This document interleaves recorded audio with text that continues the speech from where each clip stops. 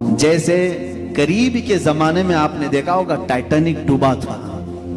Titanic एक जहाज बनाया गया था और जहाज बनाने वाले का दावा यह था कि दुनिया की कोई ताकत इसे डुबा नहीं सकती। उसका चैलेंज था। और जानते हैं इतना बड़ा जहाज था जिसमें हजारों लोग सवार थे।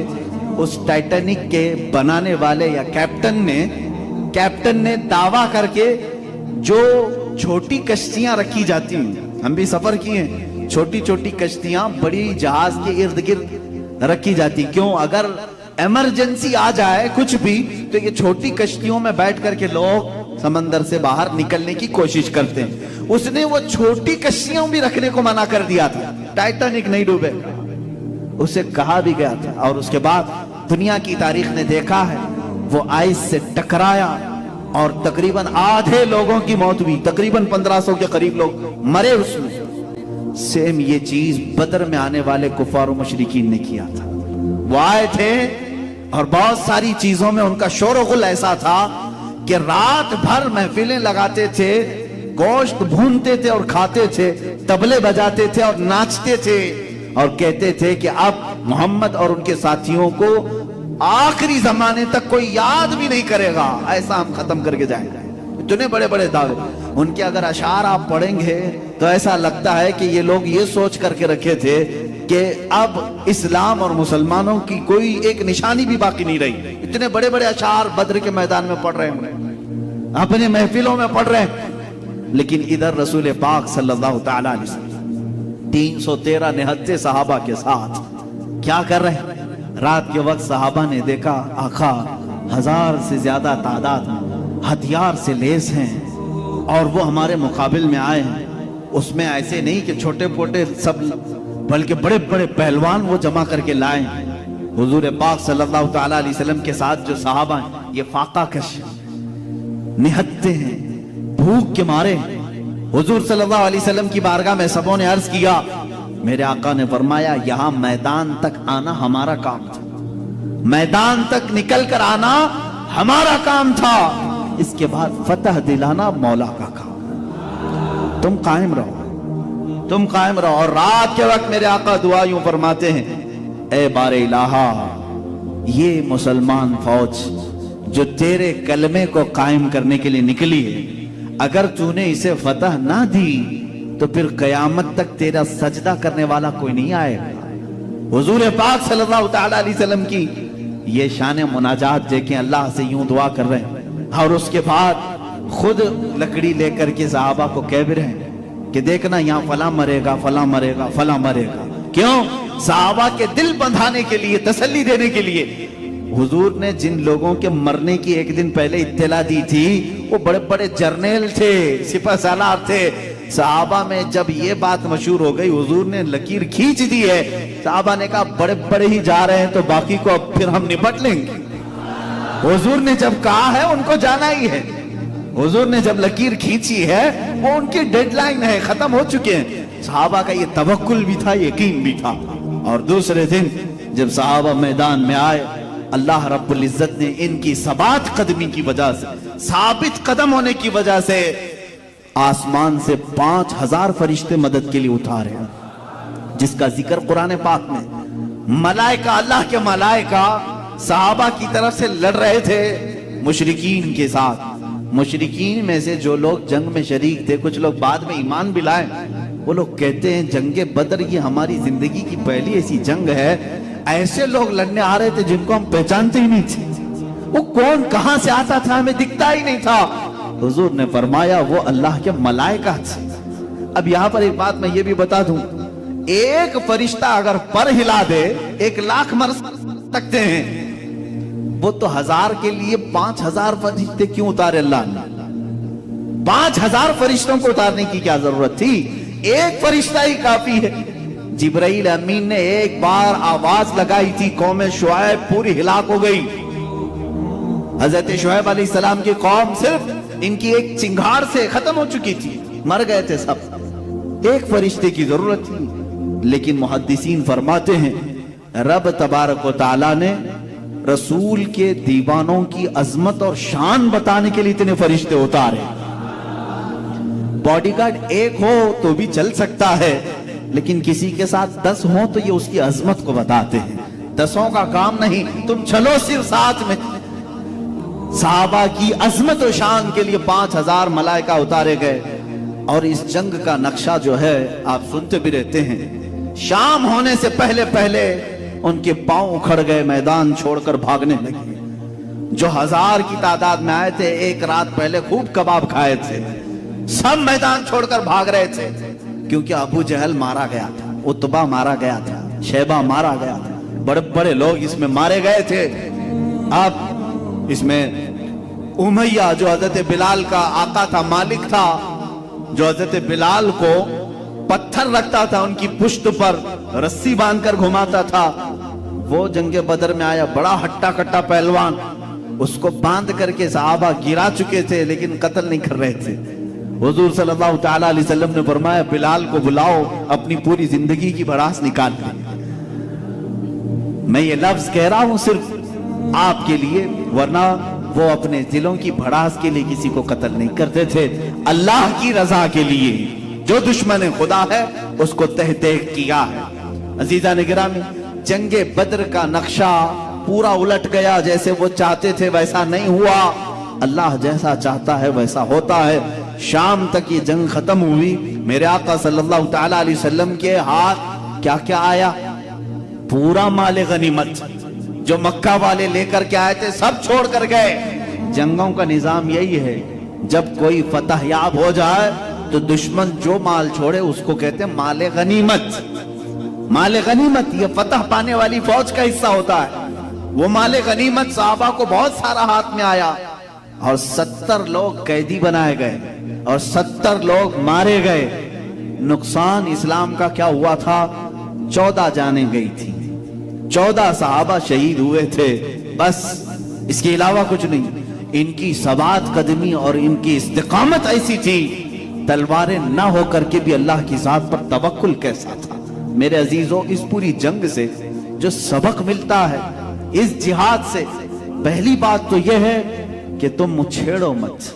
लेकिन अगर तुम्हारे मालो मता इज्जत और आबरू के साथ कोई खिलवाड़ करे, कोई तुम्हारे दीन पर हमलावर हो, तो हुजूर ने यह भी नहीं कहा तस्बीह लो, कहो अल्लाह अल्लाह अल्लाह अल्लाह, दुश्मन को हिलाक कर दे, दुश्मन को हिलाक कर। ये भी नहीं, हुजूर ने फरमाया मैदान में बाहर आओ, अपने जानिसारों के साथ आओ, अपना हक मांगो। हक का तलब करना ये इंसान की अपनी जिंदगी का मकसद यानी फंडामेंटल राइट है, उसका हक है ये। हुजूर पाक सल्लल्लाहु तआला अलैहि वसल्लम के साथ सहाबा आए, क्या हुजूर मदीने में बैठ कर के दुआ नहीं कर सकते थे? मस्जिद नबवी में बैठ करके, जैसे आज इज्तिमाई दुआएं हो रही ना जगह जगह पर, इज्तिमाई दुआ हो रही हैं, अल्लाह इजराइल के मुंह में कीड़े पड़ जाए, तुम बैठो यहाँ पर तस्बीह हिलाते रहो, दुआ करते रहो। बाज लोग ये कहते हैं नहीं नहीं नहीं, उनके साथ क्या प्रोटेस्ट करें, क्या एहतजाज करें, हम यहाँ बैठ करके दुआ करते हैं। अभी एनआरसी और सीएए के टाइम पर मैंने बहुत महसूस किया, माफ करना कुछ लोगों की गुस्ताखी होगा, कुछ लोग रोजा रखने की तलकीन कर रहे थे, अच्छी बात है, जुमेरात रोजा रखो, एनआरसी खत्म हो जाए, तस्बीह पढ़ो, ये फलां तस्बीह बहुत असर है, ये जलाली जिक्र है, जिक्र करो, सब खत्म हो जाए। मेरे अजीज, बाज गधे ऐसे होते हैं जो तस्बीह से नहीं जाते, डंडे से जाते, वरना तुम तस्बीह घुमाते रहोगे। मैंने एक आलिम साहब के मुतालिक सुना था, मौलाना साहब एक खेत बोए हैं, फसल उगाई, गधा आ जाता था, फसल खाता था। अब हजरत तस्बीह लेकर बैठते थे, दुआ करते थे, अल्लाह गधे को दूर कर दे, गधे को दूर कर दे। जैसे मशहूर मुहावरा है, जल तू जलाल तू, आई बला को टाल तू। ये बाज लोग कहते हैं ये तस्बीह है, बलाएं जाती है इससे। बाज लोग कहते हैं, तो मौलाना साहब तस्बीह पढ़ते रहते थे और वो गधा रोज खाता था, रोज फसल खाता था। कुछ नौजवान थे जो मोहब्बत करते थे, उन्होंने देखा हजरत तो उठेंगे नहीं और इनकी तस्बीह हाथ में ही रही। उन्होंने डंडा उठाया और गधे को मारा, गधा चला गया, दोबारा नहीं आया। उन्होंने हजरत से कहा कि हजरत सारे गधे तस्बीह से नहीं जाते, कुछ गधों के लिए डंडा उठाना पड़ता है, अगर सिर्फ तस्बीह से ही जाते तो उमर फारूक के कोड़े की जरूरत नहीं होती। निजाम तुम्हारा कायम होता है, तुम्हारे हुकूक तलब करने की तुम्हारे अंदर आदत होनी चाहिए। आज हमें बुज़दिल बनाया जा रहा है, आज बुज़दिल बनाया जा रहा है। लफ्ज़े जिहाद लाने से मुंह पर बहुत सारे लोग डर जाते हैं, ऐसा लगता है कि कोई नापाक वर्ड है, मेरे अजीजों कोई गाली है। ये एक पवित्र लफ्ज है, मुकद्दस लफ्ज है, और पूरी दुनिया को असल में कहता हूं जिहाद रसूल पाक सल्लल्लाहु अलैहि वसल्लम ने करके दिखाया है कि अपने मुल्क की हिफाजत कैसे होती है, अपने मुल्क की हिफाजत कैसे होती है, ये हुजूर से लोगों ने सीखा है। आज जो इजराइल पूरी दुनिया में नाच रहा है, और डिफेंस की ताकत जिसकी सबसे ज्यादा है, दुनिया पूरे हथियार किससे खरीद रही है? इजराइल से खरीद रही है। कहते हैं उसका डिफेंस का जो पावर है वो बहुत ज्यादा सख्त है, उस पर कोई अटैक नहीं करेगा। मैं आपको तारीख बताऊं, 1965 या 1955 की बात, इजराइल का शुरू का दौर है ये। उस वक्त जो वहां की एक प्राइम मिनिस्टर थी, उससे वाशिंगटन के एक न्यूज रिपोर्टर ने एक इंटरव्यू लिया था, क्योंकि उसकी पॉलिसी क्या थी, उस जमाने में इजराइल में क्राइसिस चल रहे थे, कहत था, लोगों के पास माल कम, जॉब नहीं थे, उतनी तरक्की याफ्ता नहीं था। लेकिन वो प्राइम मिनिस्टर जो लेडी थी, वो अमेरिका से हथियार खरीद रही थी, डिफेंस के सामान खरीद रही थी, तो मुल्क में उसके खिलाफ एक लहर चल रही थी। जो अपोजिशन थे वो सब उठ खड़े थे। इस जमाने में जब मुल्क में क्राइसिस है, डिफेंस के लिए खरीदने की क्या जरूरत, फिर भी उसने खरीदा। उस वक्त एक न्यूज रिपोर्टर ने उसका इंटरव्यू लिया, जो अब जाकर के लीक हुआ था, जिसको मैंने पढ़ा था। उसने इंटरव्यू में पूछा कि मोहतरमा, इस जमाने में आप इतना बड़ा जो स्टैंड ले रही है, फैसला ले रही है, मुल्क में हालात खराब हैं और बड़े बड़े हथियार आप इस वक्त खरीद रहे हैं, क्या करोगे हथियार? उस औरत ने कहा, ये जो खाने पीने के मामलात हैं, दोपहर में खाता है आदमी, शाम में भूल जाता है। आपको किसी को मालूम है पिछले महीने मुझे भूख लगी थी? किसको मालूम है? याद भी नहीं रहता, भूख आती है जाती है। उस खातून ने कहा, लेकिन अगर तुम्हारी सरहदें महफूज नहीं तो तुम्हारी जान भी जा सकती। वो औरत कहती है, मैंने ये जो स्टैंड लिया, ये जो डिफेंस के सामान खरीदे, एक शख्स से मैं बहुत इंप्रेस होकर के की। उसने पूछा, कौन ऐसा शख्स है? वो कहती है, प्रॉफेट मोहम्मद सल्लल्लाहु अलैहि वसल्लम। यहूदी औरत है, ज्यूस, उनको क्या लेना देना है? वो कहती है, मैंने पढ़ा है उनको। कहा, क्या पढ़ा आपने? इंटरव्यू में वो औरत कहती है, मैंने देखा मोहम्मद सल्लल्लाहु ताला अलैहि वसल्लम के जो फॉलोवर्स थे हमेशा भूखे रहे, अक्सर उनके घरों में खाना ही नहीं आता था, बल्कि वो खुद फाके में थे। यहां तक कि मैंने तारीख में पढ़ा है, मोहम्मद सल्लल्लाहु अलैहि वसल्लम का जिस रात इंतकाल हुआ, जिस दिन इंतकाल हुआ, उस रात उनके घर में चिराग जलाने के लिए भी तेल नहीं था। ये तारीख में मौजूद है, हदीस पाक में, उनके घर में चिराग जलाने के लिए तेल नहीं था। लेकिन वो औरत कहती है, उसी घर में बहुत कीमत वाली 9 तलवारें लटक रही थी, उसमें आलीशान इंपोर्टेड तलवारें थी, बाहर मुल्कों से लाई हुई, उस जमाने में जो मशहूर थी, वो उनके पास थी। जिसके घर में चिराग जलाने के लिए तेल नहीं और बड़े बड़े डिफेंस के हथियार हैं, तो मैंने इसी से ये समझ लिया, अपनी कौम की बका डिफेंस सीखने से है। मैं कहता हूं अजीजों, पूरी कायनात जो आज अपना डिफेंस सीखी है, ये मेरे रसूल पाक का एहसान है उन पर। अल्लाह के नबी सल्लल्लाहु ताला अलैहि वसल्लम ने कौमों को बताया कि तुम्हारी सरहदें महफूज कैसे होती, दुश्मन से मुकाबला कैसा होता है। अब मैं गज़वात की बात करूं, एक गज़वा बद्र का जिक्र मैंने किया। तकरीबन हुजूर पाक सल्लल्लाहु ताला अलैहि वसल्लम की जिंदगी पाक में 26 या 27 अलग अलग रिवायात गज़वात आए, जिसमें से 9 में जंगें ही नहीं हुई, यानी मुठभेड़ हुई लेकिन मुकाबला नहीं हुआ। बाकी 17 या 18 जंगें ऐसी हैं जिसमें जंग हुई, घमासान की हुई। कुछ में मुसलमानों को शिकस्त हुई और कुछ में अल्लाह रब्बुल इज्जत ने ईमान वालों को फतह अता किया, लेकिन अक्सरियत फतह पाने वालों की। सिर्फ एक जंग है, जंगे उहद, जो जीती हुई जंग थी लेकिन बाद में शिकस्त में आ गई। अब दूसरी जो जंग है इस्लाम की, वो जंग उहद, बड़ी जंग बता। ये क्यों हुई थी? इसका भी सबब यही था, छेड़ा नहीं था मुसलमानों ने। जो बदर में जख्म खाए गए थे मक्का में, 1 साल तक बैठकर तैयारी करते रहे, बदला लेना है, बदला लेना है। बदले की आग ने उनको इतना भड़काया कि 10,000 की तादाद में जमा हो गए और बड़ी तादाद में वो लोग फिर आए मदीने पर चढ़ाई करने।